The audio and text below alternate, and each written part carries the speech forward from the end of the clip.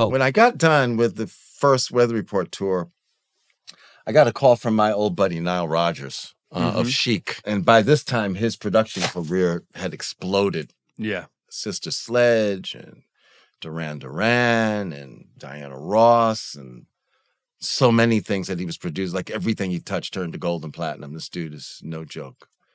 And so he calls me. He goes, listen, man, I have this record to do with David Bowie, and my normal crew, Tony Thompson and Bernard Edwards, aren't available to do this. I guess Bernard had his Power Station project, and Tony was, I mean, they were busy with stuff, right? And Niall was like, I need to get this done.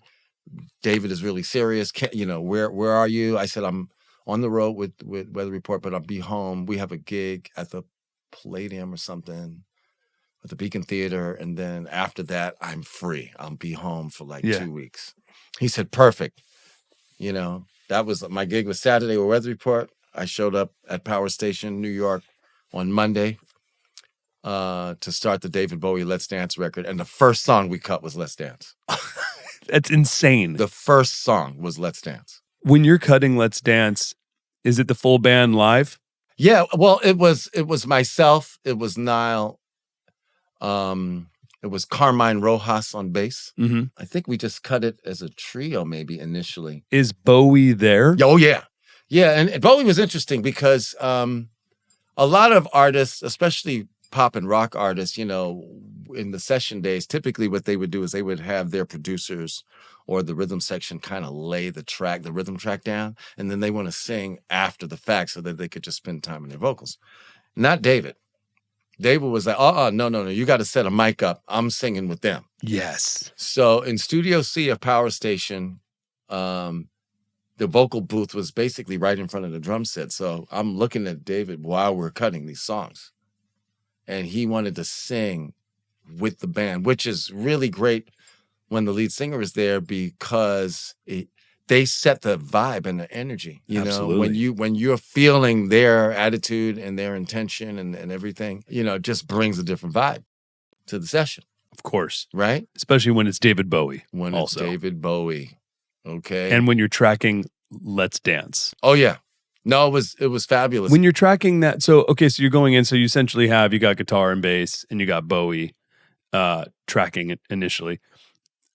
Did Niall show you a demo of Let's Dance, or was he just showing you like the guitar part, or like how did you even start tracking? He showed us a demo, but he explained that he wanted it to be kind of a harder edge dance group. But I sort of remember some of those demos being like acoustic guitar and voice. Wow. So it's really just the song. It's not the energy. It's not the... Yeah, it's really ideas. So... It's not the groove or anything that you had brought to it. There was once we got in there with it and they started singing it, I think the pattern, the bass and drums pattern evolved over like, a half hour, 45 minutes of just jamming. What started off as a 1-bar phrase ended up being an 8-bar phrase for the final record, which is kind of unusual for a pop record that you would have an 8-bar phrase. Most grooves are doom, da, doom, doom, da, doom. It's like, or something, and it's you can, it's a 2-bar phrase, 1 bar, it's 2 bar, This was, like I said, an 8-bar concept that we had to basically loop and kind of just get in the vibe for it and stay in the vibe. You know what I mean? There were no sequencers back then. We were the sequencers. No click track. No click. That might have been a click. Yeah. I don't remember. It's so long ago. So you're jamming on the vibe. You're getting like the verse together, the tempo, the pocket, the dynamics of the chorus with Bowie. Is there like the beginning build? Like, when did that come in? After we sort of got the groove going, I kind of remember Niall saying, hey, I got an idea for an intro. And he kind of, that might have been like, let's tag that on there. Now do another one. We'll do this. And then that fill, dude, the fill coming out of the intro. Yeah. Come on.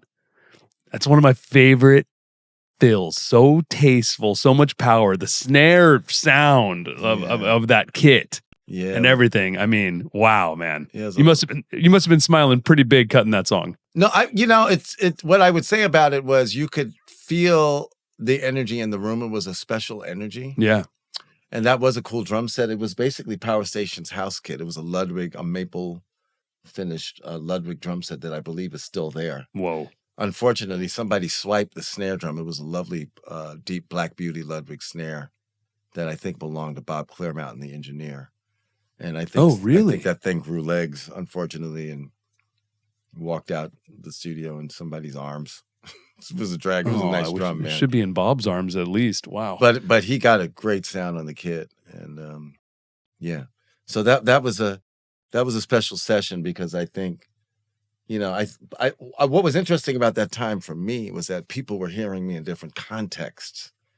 And I don't sound like the same guy that's playing for Weather Report, that's playing for Bowie, that's playing for, you know, and because of the way I grew up in Jamaica, Queens, kind of playing all these styles. Yeah. You know what I mean? I guess I was a musical chameleon. Yeah. You know, and so the fun for me was doing those record dates and, you know, bringing the rock vibe, bringing the funk vibe, bringing the jazz when I need to, bringing the fusion when I need to, bringing whatever. Oh, yeah. You know what I mean? That was the job. That was the fun. That was the challenge. Yeah, you were a chameleon. You could do it all.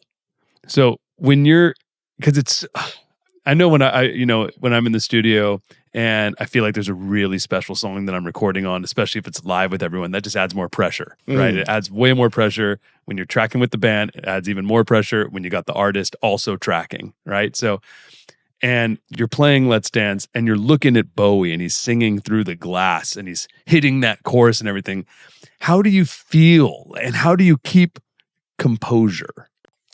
Wow. Well, I think by this time, after, 12 or 13 years of touring and playing behind people, I could remove sort of my own personal kind of concerns, ego, whatever, out of the way, because as long as I'm serving the music, then I'm in a space where it's not even about me. It's about me more kind of responding to what the music needs and what the artist wants. You know, what an artist is asking you to do is adopt their idea. Mm-hmm. You know what I mean? And so I have to be ready to pay attention to, how I'm framing and serving the song rhythmically. Mm-hmm.